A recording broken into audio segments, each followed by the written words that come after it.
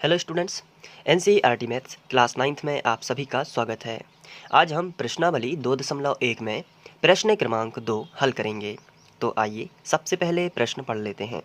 इसमें दिया गया है, निम्नलिखित में से प्रत्येक में x वर्ग का गुणांक लिखिए। तो हमें यहाँ पे 4 प्रश्न दिए गए हैं और सभी में हमें x वर्ग का गुणांक लिखना है। तो सबसे पहले तो हमें ये मालूम होना चाहिए कि ये जो गुणांक है ये क्या कहलाता है और कैसे हम किसी भी जो चर राशि है उसका गुणांक निकालते हैं। तो आइए सबसे पहले हम गुणांक को समझते हैं। तो गुणांक समझने के लिए हम कोई भी यहाँ पे बहुपद लेंगे, जैसे कि 3x वर्ग प्लस 2x प्लस 4। अब यहाँ पे यदि हमसे पूछा जाए, पहले मैं डायरेक्ट आपको बताता हूँ फिर इसका रीज़न बताता हूँ। अगर आपसे डायरेक्ट पूछा जाए कि x वर्ग का गुणांक कितना है, तो x वर्ग के साथ में क्या है, 3 है, तो x वर्ग का गुणांक कितना हो जाएगा, 3 हो जाएगा।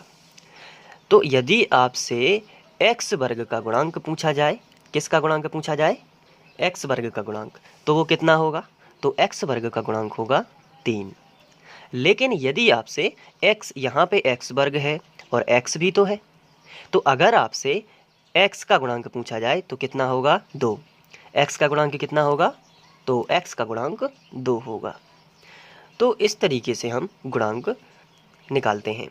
तो गुणांक का मतलब क्या होता है, जैसे x वर्ग का पूछा तो x वर्ग के साथ में जो गुणा में अंक लिखा है वही तो गुणांक कहलाता है।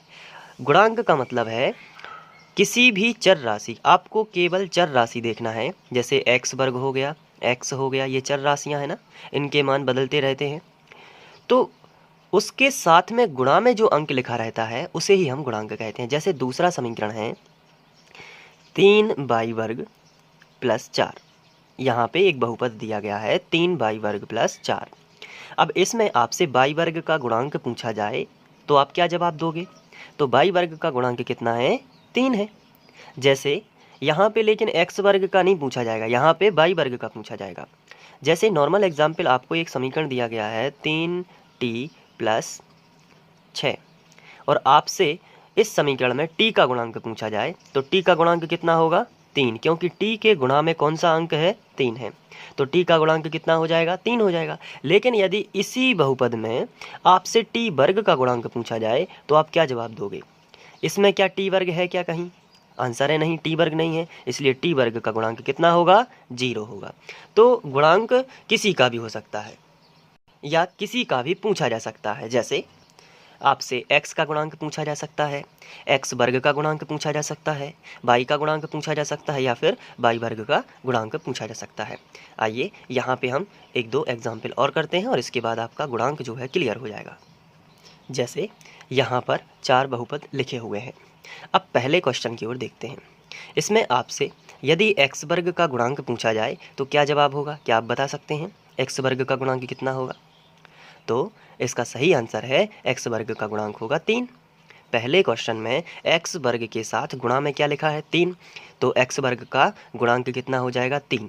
लेकिन इसी पहले क्वेश्चन में आपसे x का गुणांक पूछा जाए, किसका गुणांक पूछा जाए, x का, तो x क्या इसमें है, आंसर है नहीं, ये तो x वर्ग है और फिर ये अचर पद लिखा है, लेकिन यहाँ पे x तो है ही नहीं, तो x का गुणांक कितना होगा, 0 होगा। क्यों होगा, क्योंकि हम इसी को आगे बढ़ा के लिख सकते हैं 0 इंटू एक्स, तो x का गुणांक कितना होगा, 0। तो इस तरीके से, क्योंकि इसका मतलब 0 ही होता है, 0 का गुणा x में करोगे तो क्या आएगा, 0 ही आएगा, इसलिए हम इस तरीके से लिख सकते हैं। या फिर आप दूसरे तरीके से ये समझिए, जो जिसका गुणांक पूछा गया है और अगर वही इस बहुपद में नहीं है तो उसका गुणांक कितना लिखना है, आपको 0 लिखना है। जैसे दूसरे क्वेश्चन पर आइए, अगर हम दूसरे क्वेश्चन की बात करें तो इसमें आपसे z वर्ग का गुणांक पूछा जाए तो कितना होगा, z वर्ग का गुणांक 4 होगा और z का गुणांक कितना होगा, 6 होगा।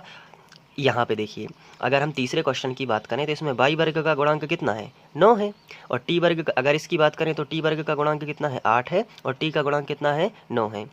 लेकिन अगर इसमें t घन का गुणांक पूछ लिया जाए टी घन का, तो वो कितना होगा, 0 होगा, क्योंकि इसमें टी घन है नहीं। जैसे इस क्वेश्चन में बाई का गुणांक पूछ लिया जाए तो बाई का गुणांक, तो बाई तो है नहीं इसमें, सिंगल बाई, तो बाई का गुणांक कितना होगा, 0 होगा। तो इस तरीके से गुणांक निकालना काफ़ी आसान है।